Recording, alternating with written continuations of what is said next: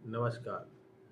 आज मैंने महाराष्ट्र का वो वीडियो देखा जिसमें मनसे का गुंडा एक मिठाई दुकान के मालिक को थप्पड़ मार रहा है। मिठाई दुकान का मालिक उस गुंडे के बाप से भी ज़्यादा उम्र का आदमी है। मानवता को शर्मसार करने वाला ये दुष्कृत्य हिंदू संस्कृति और महाराष्ट्र के लोगों की संस्कृति का भी अपमान है। हम लोगों की गलती से अनजाने में अगर किसी को हाथ पैर लग जाए तो सामने वाले से हम लोग हाथ जोड़कर माफ़ी मांगते हैं कि भाई तुमको कहीं लगी तो नहीं। मैं वहाँ से करीब 2000 किलोमीटर दूर हूँ और मैं ये भी नहीं जानता कि जिसको थप्पड़ मारा जा रहा है वो कौन है। फिर भी ऐसी घटना देखकर मन में तकलीफ होती है। सच कहूँ तो अगर आप अन्याय के खिलाफ नहीं बोलते तो आपका शरीर इंसानों जैसा जरूर है, लेकिन आपकी आत्मा के अंदर इंसानों जैसा कुछ नहीं है। सबसे पहले मैं ये कहूँगा कि महाराष्ट्र सरकार और महाराष्ट्र पुलिस की जितनी निंदा की जाए कम है। देश में जहाँ भी, चाहे असम हो, कश्मीर हो, महाराष्ट्र हो, अराजकता फैलती है पुलिस की नाकामी से। पुलिस की गुंडों के साथ सहानुभूति होती है।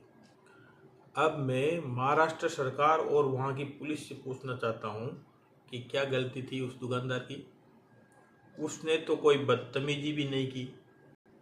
ये तो तय है कि वो दुकानदार किसी दूसरे स्टेट का आदमी था। ना तो वो भीख मांग रहा था, ना किसी से छीना झपटी कर रहा था। इज्जत की 2 रोटी कमाने के लिए वो मेहनत कर रहा था ताकि उसके परिवार का गुजारा चल सके।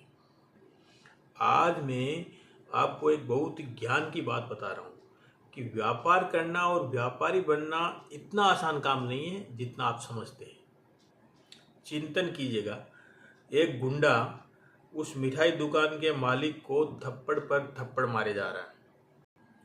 दुकान का मालिक थप्पड़ खाकर भी शांत है, जैसे कोई बहुत बड़ा गुनाह किया हो।